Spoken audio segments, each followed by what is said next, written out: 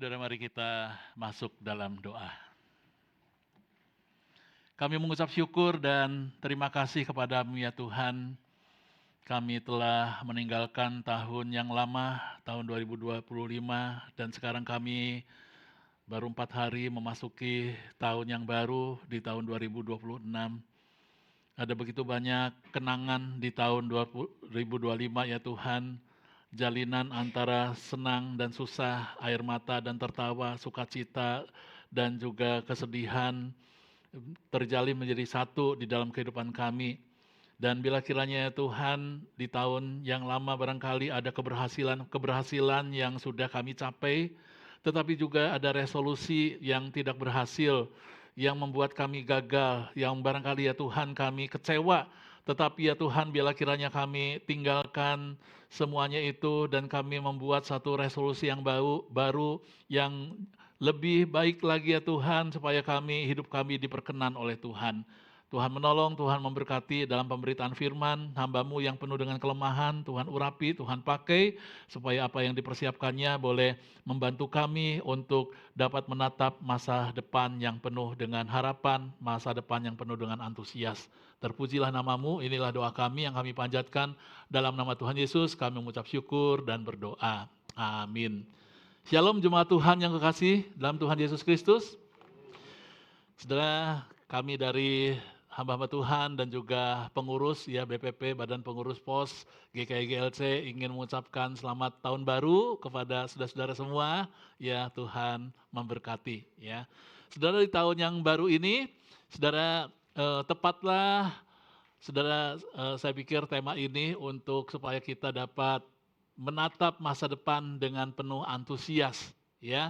Oleh sebab itu, biarlah kiranya kita boleh betul-betul saudara punya satu pengharapan ke depan bagaimana kita boleh hidup lebih baik lagi, memperkenankan hati Tuhan dan menjadi berkat bagi banyak orang. Sebab itu saudara, ada rancangan Tuhan dan tentu saudara ada kehendak Tuhan yang perlu untuk kita jalani dalam kehidupan ini ya. Nah, sebab itu saudara, Yeremia 29 ayat 1 sampai dengan 14 akan menolong kita untuk merenungkan tema ini. Ya, kita akan baca bersama-sama secara bergiliran saudara ya. Ayat yang ganjil, tolong. Ayat yang ganjil saya akan bacakan, ayat yang genap saudara yang membacanya. Yeremia pasal 29 ayat 1 sampai dengan 14. Ayat 1, beginilah bunyi surat yang dikirim oleh Nabi Yeremia dari Yerusalem kepada tua-tua di antara orang buangan, kepada imam-imam, kepada nabi-nabi, dan kepada seluruh rakyat yang telah diangkut ke dalam pembuangan oleh Nebukadnezar dari Yerusalem ke Babel.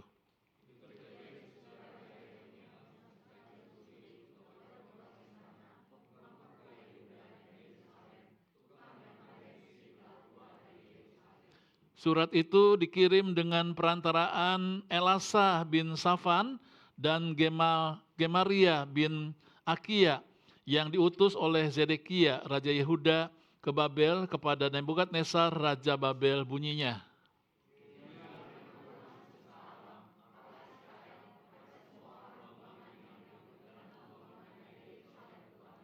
Dirikanlah rumah untuk kamu diami, buatlah kebun untuk kamu nikmati hasilnya.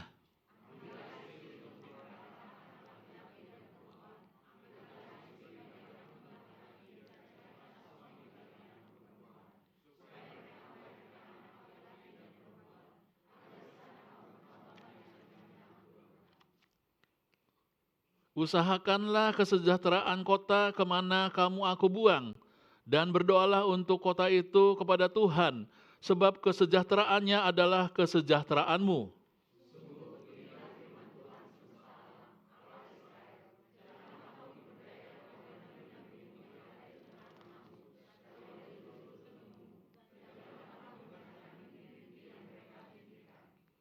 Sebab mereka bernubuat palsu kepadamu demi namaku.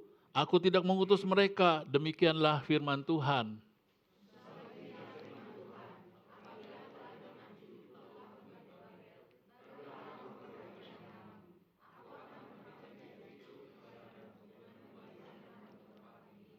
Sebab aku ini mengetahui rancangan-rancangan apa yang ada padaku mengenai kamu. Demikianlah firman Tuhan, yaitu rancangan damai sejahtera dan bukan rancangan kecelakaan, untuk memberikan kepadamu hari depan yang penuh harapan.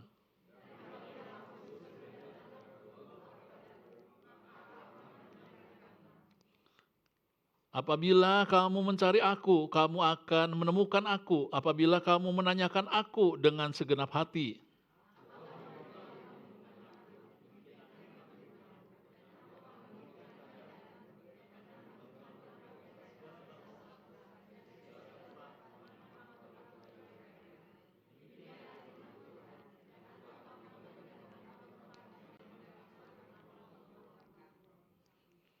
Berbahagialah setiap kita yang membaca, merenungkan, dan menghidupkan firman Tuhan dalam kehidupan kita sehari-hari. Saudara yang kasih dalam Tuhan, kita sering berdoa di dalam, barangkali dalam penutup atau dalam tengah-tengah doa kita selalu mengatakan, Tuhan jadilah kehendak-Mu dalam diriku. Saudara, memang seharusnya demikianlah doa kita panjatkan, yaitu saudara kita mengutamakan kehendak Tuhan di dalam kehidupan kita. Dan kita berarti saudara kalau kita sudah mengatakan seperti ini saudara, kita rela saudara untuk apa yang kita mimpikan, apa yang kita rancangkan, apa yang kita mau perbuat ke depan, jika tidak sesuai dengan kehendak Tuhan, maka jadilah kehendak Tuhan yang terbaik. Karena kita tahu saudara, Dia adalah Bapa kita adalah anaknya. Tidak mungkin saudara seorang bapa merancangkan satu kejahatan atau satu kecelakaan bagi anak-anaknya. Pastilah saudara, seorang bapa merancangkan hal-hal yang baik di dalam hidup kita. Tetapi saudara, seringkali kita juga salah mengerti, salah sangka. Oleh karena apa saudara? Oleh karena saudara ketika kemudian rencana-rencana kita, mimpi-mimpi kita akhirnya menjadi buyar saudara, oleh karena saudara kehendak Tuhan yang kita nyatakan, yang kita katakan itu saudara terjadi dalam hidup kita, dan akhirnya saudara kita harus mengikuti dalam kehendak Tuhan itu. Saudara, apakah mudah saudara berdoa mengatakan, Tuhan jadilah kehendak-Mu dalam diriku? Ternyata saudara tidak mudah, oleh karena saudara ada konsekuensi harus kita bayar. Ternyata saudara ada harga yang harus kita bayar saudara kalau kita dapat mengatakan jadilah kehendak-Mu. Ya saudara, kalau kehendak kita dengan kehendak Tuhan itu adalah yang paling ideal. Ya, jadi kita saudara mempunyai satu kehendak apa, kita punya keinginan apa, kita punya rencana apa, tetapi kemudian saudara kehendak Tuhan terjadi dalam hidup kita, wah pas banget saudara. Ya. Tapi saudara, bagaimana kalau kita sudah merancang masa depan kita, ternyata saudara apa yang kita rancangkan itu ternyata buyar saudara, dan kita kemudian harus mengatakan, Tuhan jadilah kehendak-Mu. Tidak mudah saudara. Saudara, dalam pergumulan mengikuti kehendak Allah, ya berarti itu membuang kehendak sendiri. Dengan kata-kata jadilah kehendak-Mu itu tidak mudah. Itu sukar saudara. Mengapa? Karena saudara berdoa jadilah kehendak-Mu itu sama dengan menyatakan kesiapan membuang keinginan kita, membuang harapan kita, membuang cita-cita kita, membuang mimpi-mimpi kita, membuang keinginan-keinginan kita, membuang harapan-harapan kita.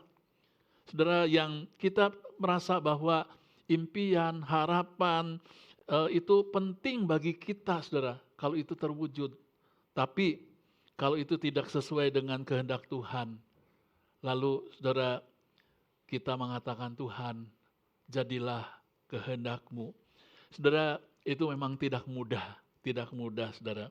Nah oleh sebab itu saudara, seorang yang bernama Hubab saudara berkata demikian, dalam melakukan kehendak Bapa, nyata bahwa banyak hal yang kita cintai harus dikesampingkan.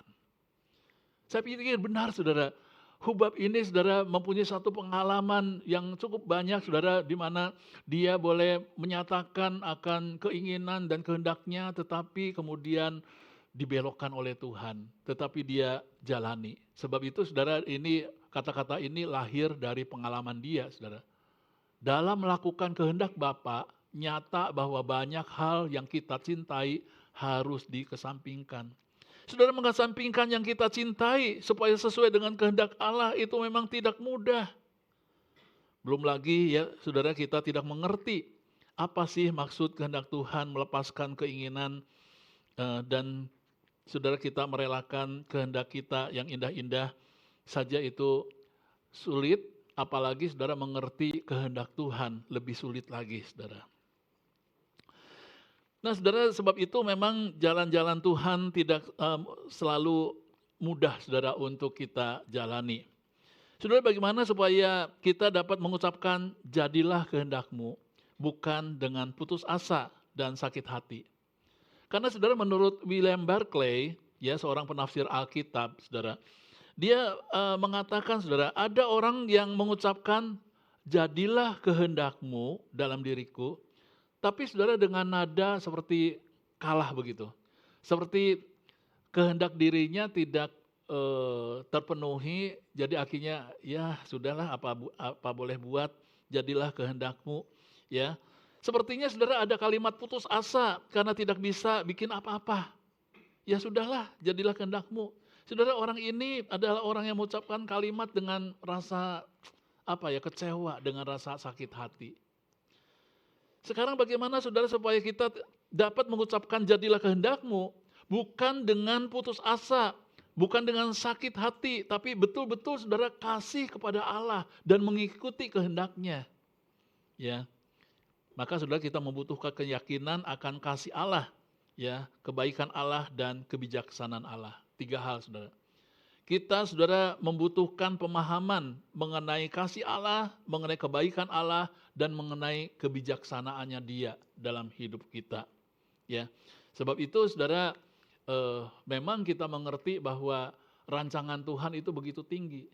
Sebab itu Yesaya 55 ayat 8 dan 9 mengatakan, sebab rancanganku bukanlah rancanganmu, dan jalanmu bukanlah jalanku. Demikian firman Tuhan, seperti tingginya langit dari bumi, demikian tingginya jalanku dari jalanmu, dan rancanganku dari rancanganmu. Saudara, suatu hal yang perlu kita tahu adalah, memang sukar kita memahami kehendak Allah. Tapi satu hal yang perlu kita tahu, bahwa Allah itu penuh kasih. Allah itu Allah yang baik, dan Allah itu bijaksana. Saudara, kalau kita tahu bahwa Dia adalah Bapa yang baik, yang tidak mungkin merancangkan akan segala kesulitan-kesulitan dalam hidup kita atau mencelakakan kehidupan kita, maka saudara, kita dapat mengatakan jadilah kehendak-Mu. Dan saudara, tadi kita sudah membaca ayat 11 dari Yeremia pasal 29, bukan? Yang mengatakan, sebab aku ini mengetahui rancangan-rancangan apa yang ada padaku mengenai kamu. Demikianlah firman Tuhan, yaitu rancangan damai sejahtera dan bukan rancangan kecelakaan, untuk memberikan kepadamu hari depan yang penuh harapan. Saudara, ini adalah satu kekuatan atau satu motivasi yang menguatkan orang-orang Israel yang ada di pembuangan pada waktu itu, saudara. Dan kemudian saudara, bukankah saudara, sekalipun kita pada waktu menghadapi kesulitan, pada waktu kita menghadapi barangkali pergumulan-pergumulan dalam kehidupan kita yang barangkali tidak sesuai dengan rancangan Allah, bukankah saudara, Tuhan itu bisa memakai baik dalam suka maupun duka, dipakai untuk kebaikan kita. Sebab itu saudara, ada satu lagu dari KPPK, ya, suka duka dipakainya untuk kebaikanku, suka duka dipakainya untuk kebaikanku. Saudara, tidak melulu bahwa dalam kehidupan kita Tuhan itu merancangkan sesuatu yang terus-menerus saudara sukanya, tetapi ada dukanya, saudara. Tuhan izinkan akan segala pergumulan masuk dalam kehidupan kita supaya kita didewasakan oleh Dia. Maka saudara, dalam Roma 8 ayat 28, kita tahu sekarang bahwa Allah turut bekerja dalam segala sesuatu untuk mendatangkan kebaikan bagi mereka yang mengasihi Dia, yaitu bagi mereka yang terpanggil sesuai dengan rencana Allah. Saudara, ingat Tuhan itu turut bekerja. Yang bekerja itu kita. Ya, sebagai bentuk tanggung jawab dari kehidupan kita, yang bekerja itu kita. Tapi saudara, pada waktu kita pada waktu bekerja, kemudian kita menghadapi pergumulan, menghadapi duka cita, pergumulan dan duka cita itu pun sudah Allah turut bekerja untuk mendatangkan kebaikan. Supaya kita dipolesnya sesuai dengan pribadi yang diinginkan oleh Tuhan. Ya, oleh sebab itu saudara, Barclay mengatakan demikian, tugas yang paling berat dari kehidupan adalah menerima apa yang tidak dapat kita pahami.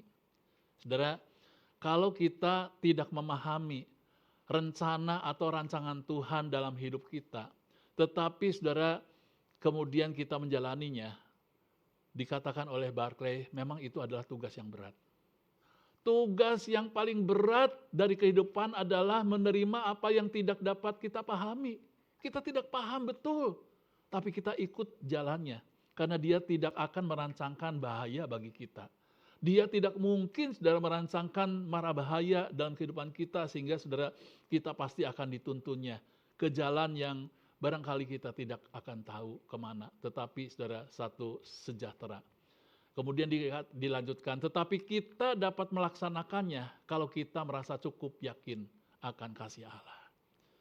Saudara, maksudnya begini, kalau dia itu adalah Tuhan yang maha kasih, kalau dia adalah Tuhan yang maha baik, kalau dia adalah Bapa yang bijaksana, maka saudara semua duka cita, sukacita, pergumulan maupun kesenangan, kebahagiaan terjalin menjadi satu dalam kehidupan kita. Lalu kita ikut di dalamnya.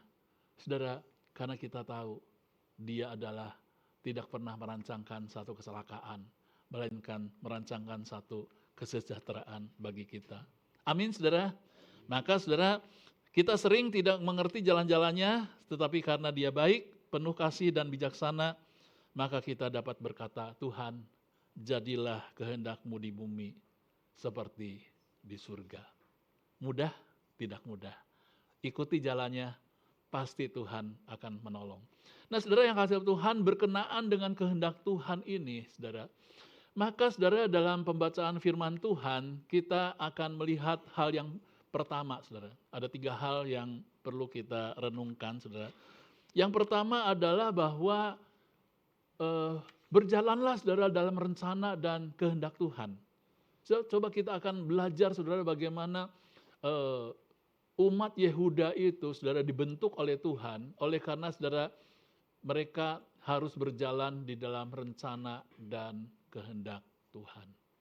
Saudara, dalam ayat yang pertama, dalam pasal 29 Yeremia tadi dikatakan bahwa saudara ketika Yeremia mendengar orang-orang yang ada di dalam pembuangan di Babel, itu kemudian saudara barangkali ada beberapa yang sudah terpengaruh oleh nabi-nabi palsu, saudara.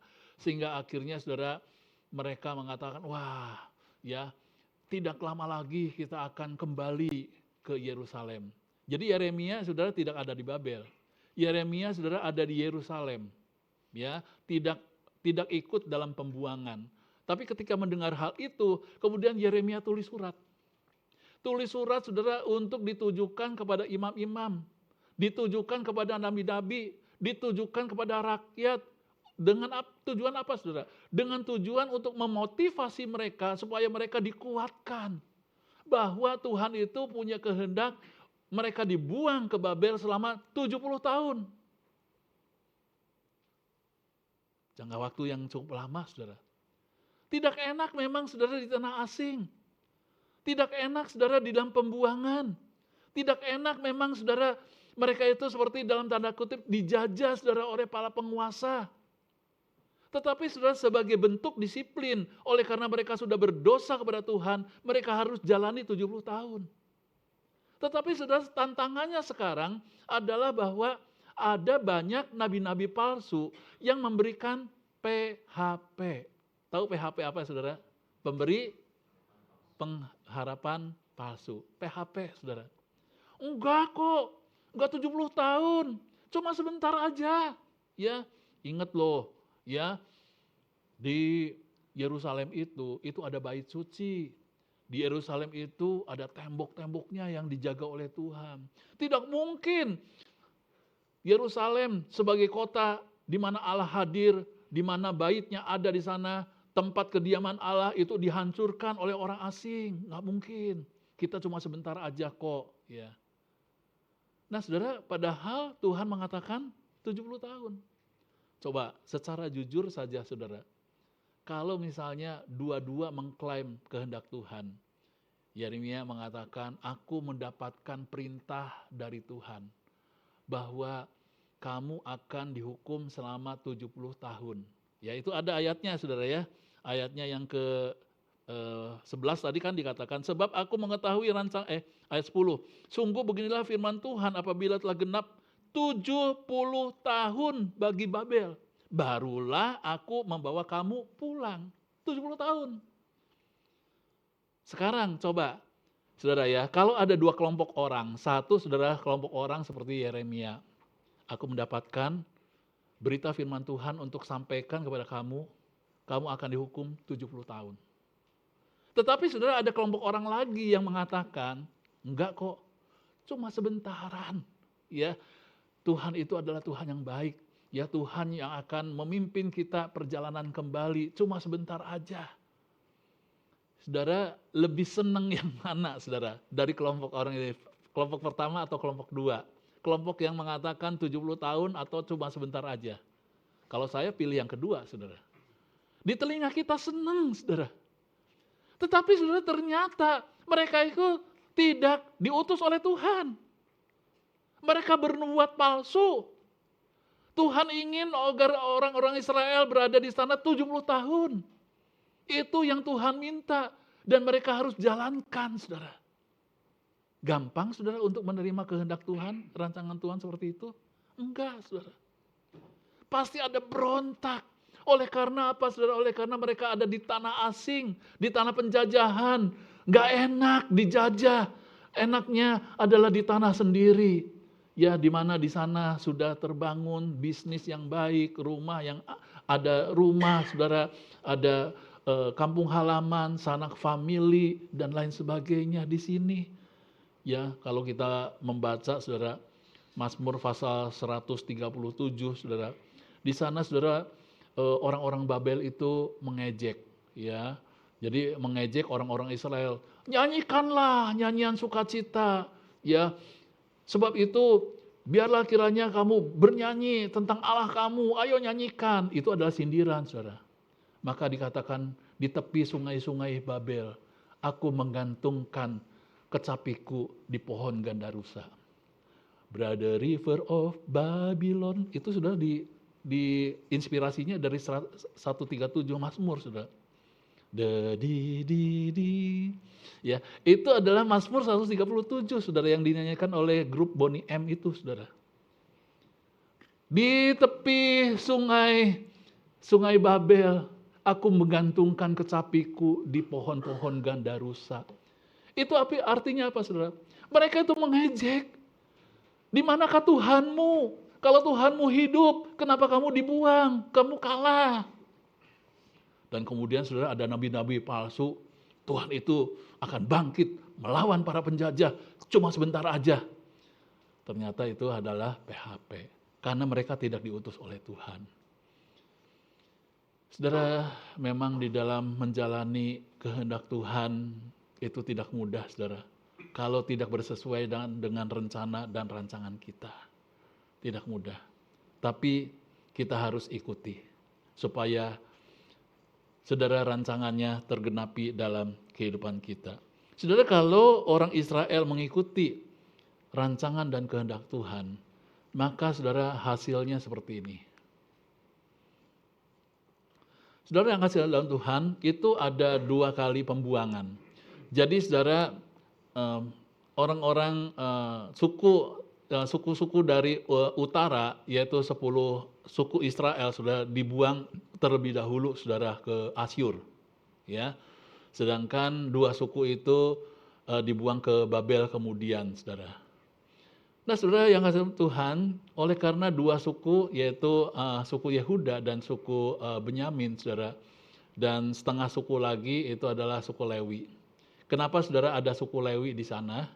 Oleh karena saudara di dalam setiap suku itu ada imam-imam, ya, dan imam-imam itu berasal dari Lewi, saudara ya, yang kemudian memimpin ibadah-ibadah, ya. Jadi 2 suku ini punya suku Lewinya, dan 10 suku lagi, suku Lewi juga ada di 10 suku itu, ya. Maka saudara yang kasih Tuhan, kita melihat ketika 2 suku itu kemudian mengikuti kehendak Tuhan dan terus berada di Babel, dan akhirnya saudara mereka itu waktu kembali ke Israel, saudara, 70 tahun, mereka dapat membangun kembali bait Allah dan reruntuhan tembok Yerusalem yang sudah terbakar. Maka saudara kita melihat bahwa mereka tetap eksis, mereka tetap ada, bahkan saudara 2 suku atau 3 suku dengan Lewi yang ada ikut sama-sama dengan 2 suku ini, itu menjadi cikal bakal bagi Israel modern. Saudara, kalau kita melihat di dalam sejarah Israel, saya senang saudara mempelajari Israel, terutama Israel yang sekarang-sekarang ini itu memang sangat luar biasa. Sekalipun memang saudara di dalam hal keselamatan itu mereka juga harus percaya kepada Yesus kalau mau diselamatkan. Saudara, tetapi di dalam hal yang lain saudara, Tuhan masih punya urusan saudara dengan orang-orang Israel. Saudara bayangkan bahwa orang-orang Israel saudara sudah tersebar luas saudara. Sudah sejak dari Kaisar Hadrian saudara. Sejak dari Kaisar Hadrian pada waktu Roma masih berkuasa saudara. Itu saudara diusir, ya. Diusir saudara, bahkan saudara tanah Palestina, tanah Israel itu disebut sebagai tanah Palestina supaya dihilangkan jejaknya. Rumah-rumah diratakan, ditumbuhi dengan pohon-pohon, akhirnya menjadi hutan saudara, kota-kota Israel itu.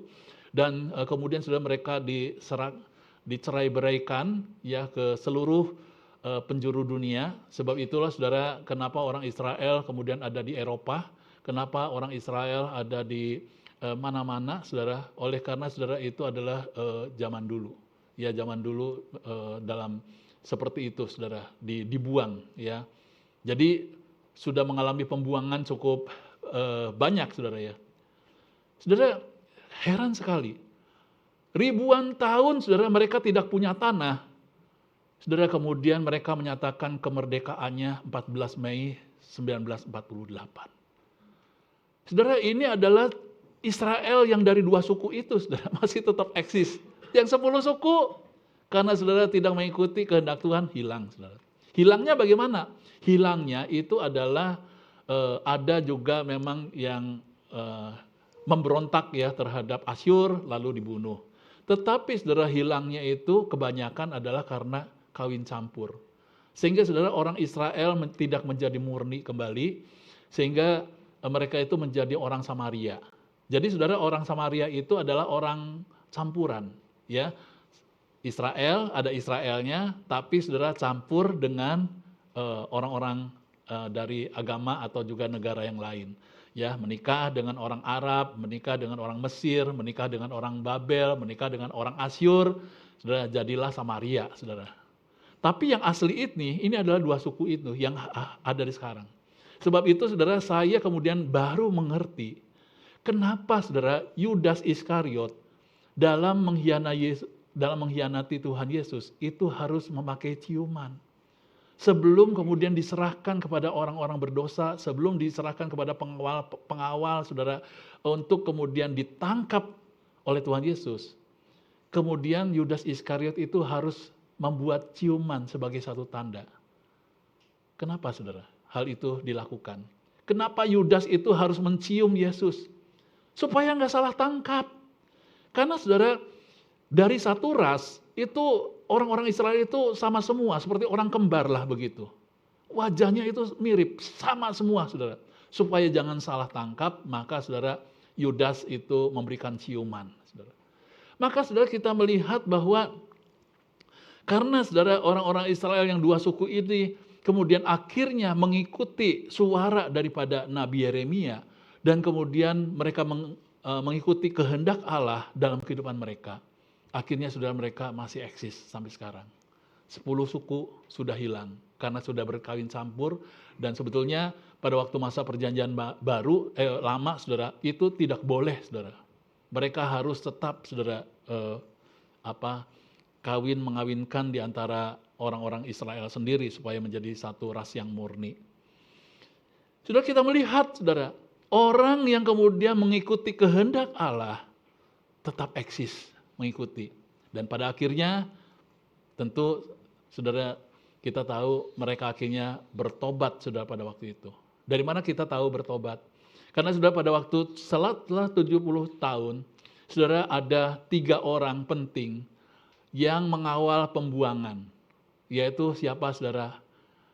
Ezra, Nehemia, dan Zerubabel.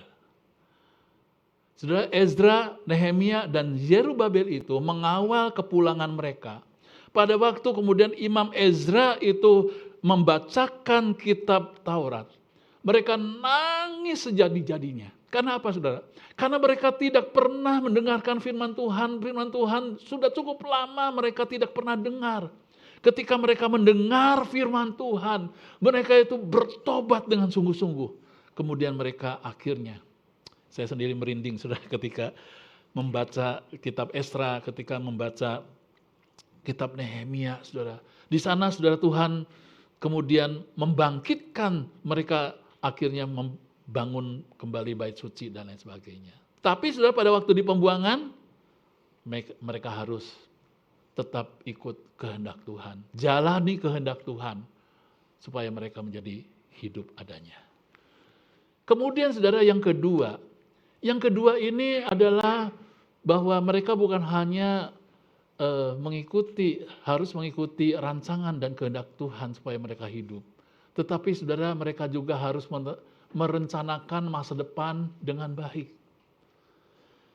Nah saudara itu ada di dalam ayat yang ke-5b, tapi saya bacakan ayat yang ke-5 ya, dikatakan dirikanlah rumah dan tempatilah, buatlah kebun dan nikmatilah hasilnya. Ambillah istri dan perolehlah anak laki-laki dan perempuan. Ambilkanlah istri bagi anakmu laki-laki dan carikanlah suami bagi anakmu perempuan supaya mereka melahirkan anak laki-laki dan perempuan. Bertambah banyaklah di sana dan jangan berkurang. Artinya saudara bahwa 70 tahun mereka ada di sana, oleh sebab itu dikatakan usahakanlah kesejahteraan kota kemana aku buang kamu dan berdoalah untuk kota itu kepada Tuhan sebab kesejahteraannya adalah kesejahteraanmu.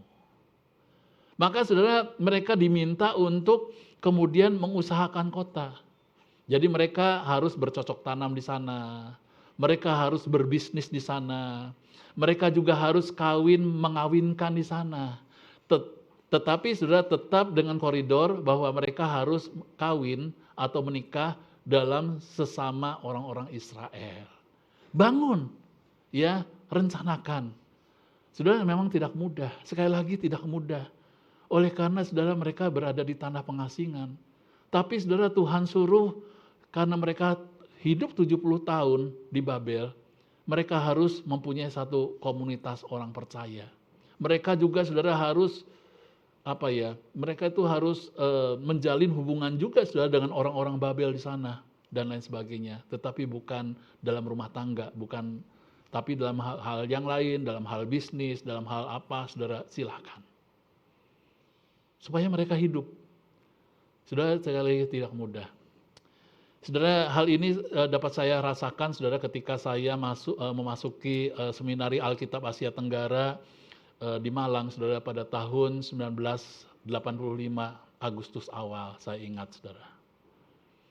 Saudara, saya belum pernah berpisah dengan papa mama begitu lama. Maka saudara, pada umur 21 tahun ketika saya dipanggil untuk menjadi hambanya studi di sana, saudara. Wah, saudara, selama sudah 1 minggu di sana, saudara, kayaknya kangen gitu ya sama papa mama gitu ya. Kemudian saudara, foto yang ada di hati sebentar-sebentar dilihat gitu ya.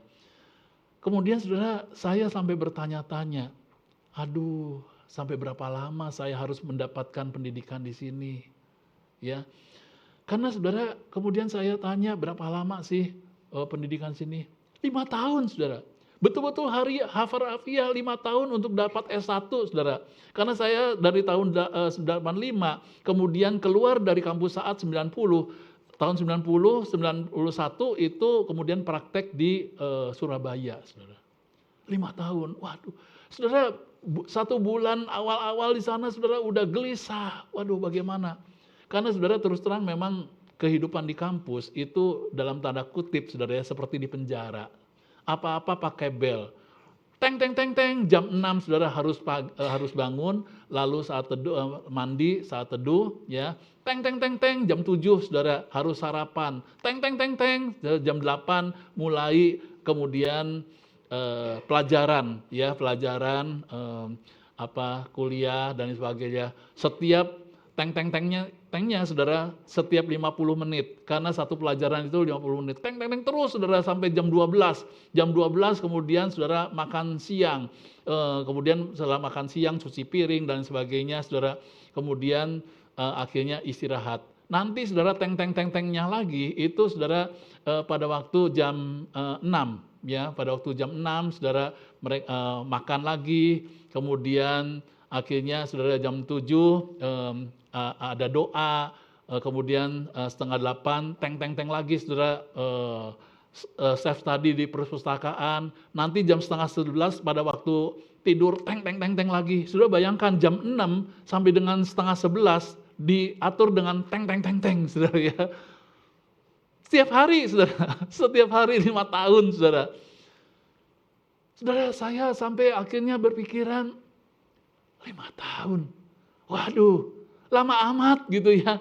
Hanya boleh keluar saudara di hari Kamis sama Sabtu dan Minggu tentunya untuk ibadah. Hari-hari lain nggak boleh keluar kecuali kalau ada izin gitu ya. Nggak boleh keluar saudara. Waduh, saudara. Akhirnya saya juga memikirkan saudara ya. Pada waktu saya memikirkan, saya apakah bisa lulus ya setelah studi di sini? Apakah saya mampu? Kemudian pelayanan saya nanti di mana? Masa depan saya bagaimana? Saya apakah bisa berumah tangga? Kalau berumah tangga, istri saya siapa? Anak-anak saya siapa? Ya, dan lain sebagainya. Saudara, 1001 pertanyaan saudara itu muncul saudara. Itu dalam tanda kutip saya itu seperti di pembuangan Babel saudara di saat itu saudara. Tetapi saudara, saya taat menjalaninya hari-hari terus saudara. Sampai kemudian saudara akhirnya setelah sekarang saudara meninggalkan Saat dari tahun 85, 41 tahun dari titik ini menoleh ke belakang. Oh, ternyata saya lulus. Ya, saya mendapatkan S1 tahun 85, nanti tahun 2003, 2005 saudara studi lagi, dapat S2 di sana, di kampus yang sama. Lalu pertanyaan, apakah aku berumah tangga? Ternyata saya berumah tangga. Siapakah orangnya? Ternyata istri saya namanya Limeing. Kemudian saudara tahun 85 saya menanyakan siapa anak-anak saya. Ternyata saudara anak-anak saya itu Nathanael dan Nathan Ezra. Saudara, kalau kita melihat saudara rentetan-rentetan ini, Tuhan tidak pernah membukakan rencananya di depan. Tapi saudara, kita harus mengikuti step by step. Sekali lagi saya ingin mengatakan kepada saudara, Tuhan tidak pernah membukakan rencananya di depan. Kalau kita tahu dengan rencana Tuhan, kita harus mengikutinya by proses, saudara. Saudara yang kasih Tuhan, hanya 2 orang saja yang Tuhan, bukan 2 orang ya, hanya sedikit orang saja di antaranya yaitu Yusuf. Yusuf itu sudah diberikan rencananya di depan. Oleh karena apa? Tuhan berikan mimpi kepada Yusuf, lalu Yusuf bercerita bahwa matahari, bulan, dan bintang-bintang itu sujud kepada Yusuf. Bahwa suatu saat nanti, dan itu digenapi sudah pada waktu Yusuf ada di Mesir, jadi jadi raja yang kedua, saudara. Kemudian sudah Daud. Daud juga saudara kecil-kecil sudah diurapi. Dan nanti sudah kalau udah besar dia menjadi raja. Hanya beberapa segelintir orang. Tetapi saudara, kepada saudara dan saya, Tuhan tidak pernah membukakan rencananya di depan. Kalau kita mau sukses, kalau kita mau berhasil, saudara, kita ikuti rancangan Tuhan, saudara, untuk masa depan kita yang antusias ini. Saudara, ada bahayanya kalau Tuhan membukakan rencananya bagi kita di depan. Bahayanya apa, saudara? Saudara, kalau kita tahu bahwa 10 tahun yang akan datang kita akan punya penyakit terminal, ya, penyakit jantung lah, saudara, kemudian diselang, ya, dan lain sebagainya. Susahnya kapan, saudara? Bukan waktu itu, saudara. Dari sekarang, saudara, udah mikirin, aduh nanti 10 tahun lagi aku akan seperti itu. Nanti saudara tahun depan aku 9 tahun lagi. Susah hidup kita, susah. Sebab itu Tuhan tidak pernah membukakan rencananya di depan, melainkan step by step. Itu saudara kalau susah. Kalau senang bagaimana? 10 tahun lagi saudara akan menjadi konglomerat. Dari sekarang saudara, barangkali kita akan menjadi sombong. Barangkali saudara kita akan menjadi angkuh, tidak perlu Tuhan lagi. Bahaya saudara. Baik susah maupun senang, itu bahaya kalau Tuhan membukakan rencananya di depan. Tapi kalau kita tahu, maka saudara kita harus step by step. Sebab itu tadi, rencanakan masa depan dengan baik.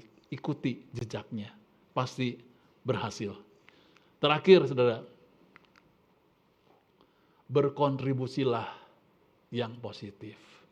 Artinya saudara diberikan karunia, diberikan hal-hal yang memang saudara karunia itu saudara untuk kemudian membangun tubuh Kristus, ya. Saudara, di dalam ayatnya yang ke-7 di sana dikatakan apa, saudara? Usahakanlah kesejahteraan kota kemana aku membuangmu, dan berdoalah untuk kota itu kepada Tuhan, sebab kesejahteraannya adalah kesejahteraanmu. Jadi saudara yang kasih Tuhan, kita harus berkontribusi.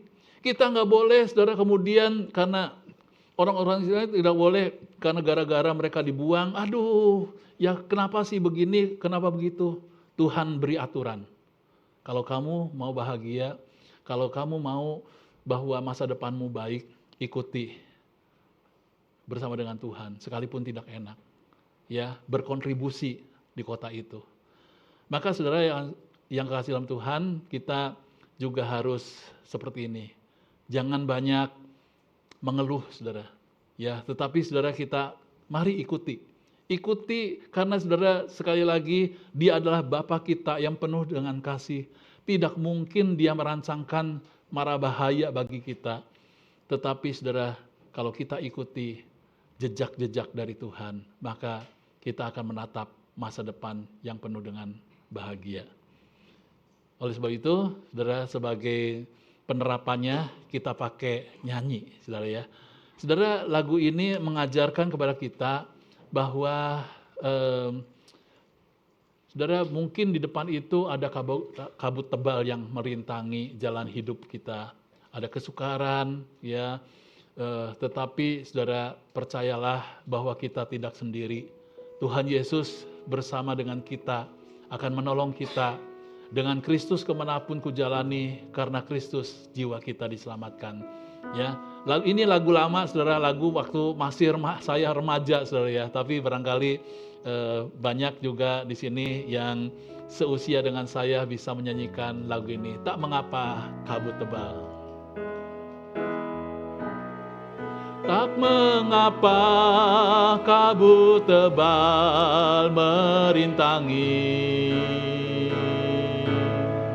jalan hidup umat Tuhan hari-hari. Kesukaran yang selalu membayangi masa depan seolah tak indah lagi.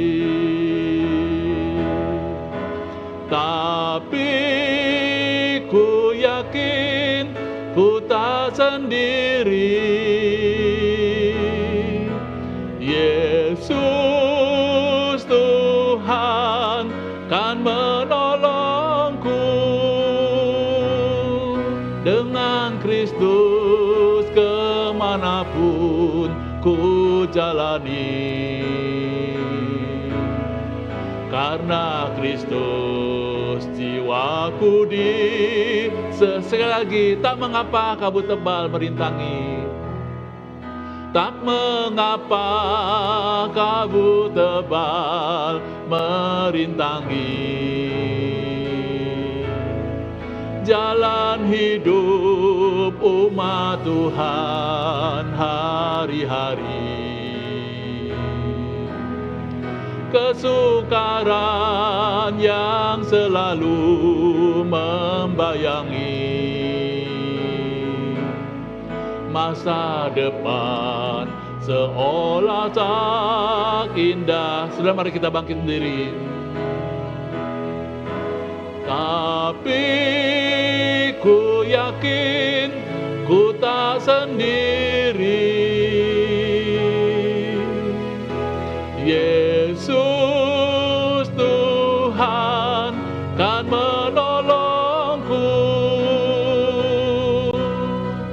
Dengan Kristus kemanapun ku jalani. Karena Kristus jiwaku tapi ku yakin ku tak sendiri. Tapi ku yakin ku tak sendiri.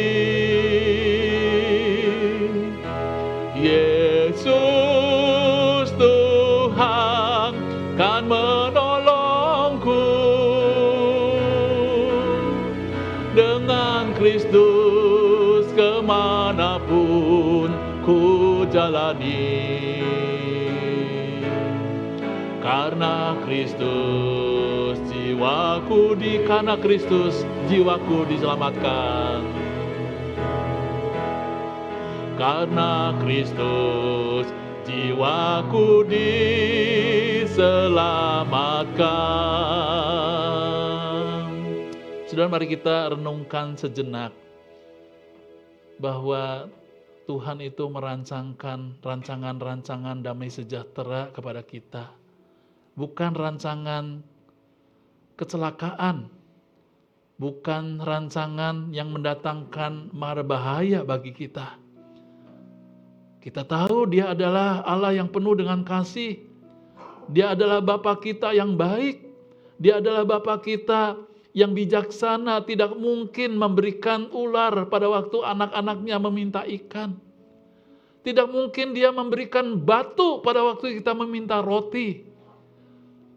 Tetapi Dia memberikan yang terbaik bagi anak-anaknya. Hari ini saya tidak tahu pergumulan apa yang sedang saudara hadapi. Tetapi saudara, yakinlah Dia menuntun saudara. Mari kita tatap masa depan dengan penuh pengharapan. Syaratnya, kita ikuti jejaknya. Kita ikuti perintahnya.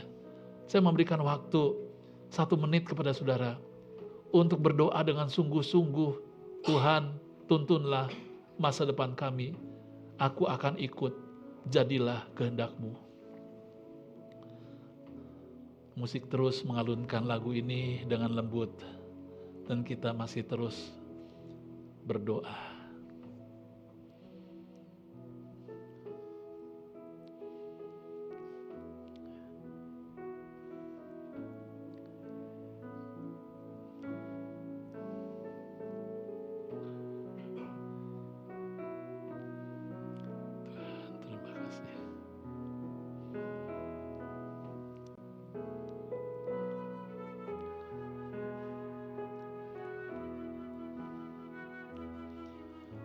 Tuhan, sungguh kami mengucapkan syukur dan terima kasih untuk peristiwa sejarah dari orang-orang Israel, dari 3 suku, 2 plus setengah, yaitu suku Yehuda, suku Benyamin, dan suku Lewi, yang akhirnya mereka ikut dengan rancangan Tuhan, sehingga sampai saat ini kedua suku itu menjadi cikal bakal bagi Israel modern. Hari ini disebut dengan orang-orang Israel dengan Yahudi, itu berasal dari suku Yehuda ya Tuhan. Karena suku Yehuda dan suku Benyamin serta suku Lewi begitu taat. Akhirnya pada waktu Yeremia mengatakan bahwa kamu harus dihukum 70 tahun, mereka ikut. Dan ketika mereka kemudian kembali, mereka membangun. Dan kedua suku ini eksis. Hari ini jikalau kami mau ikut Tuhan, Tuhan pasti Engkau juga yang akan memberikan keberhasilan kepada kami. Bantu kami kalau ada hal-hal yang memang ya Tuhan yang tidak bersesuaian dengan keinginan mimpi-mimpi kami. Biarlah kiranya kami tidak menjadi terpuruk, tetapi ya Tuhan kami ikut jejak Tuhan. Bantu kami karena kami lemah Tuhan. Terima kasih ya Tuhan. Inilah seruan doa kami yang kami panjatkan dalam satu nama yang indah, Tuhan Yesus Kristus, Juru Selamat kami yang hidup. Kami sudah berdoa bersama-sama. Haleluya. Amin. Saudara dipersilakan untuk duduk kembali dan kita akan melanjutkan dengan perjamuan kudus. Saudaraku yang kasih dalam Tuhan, perjamuan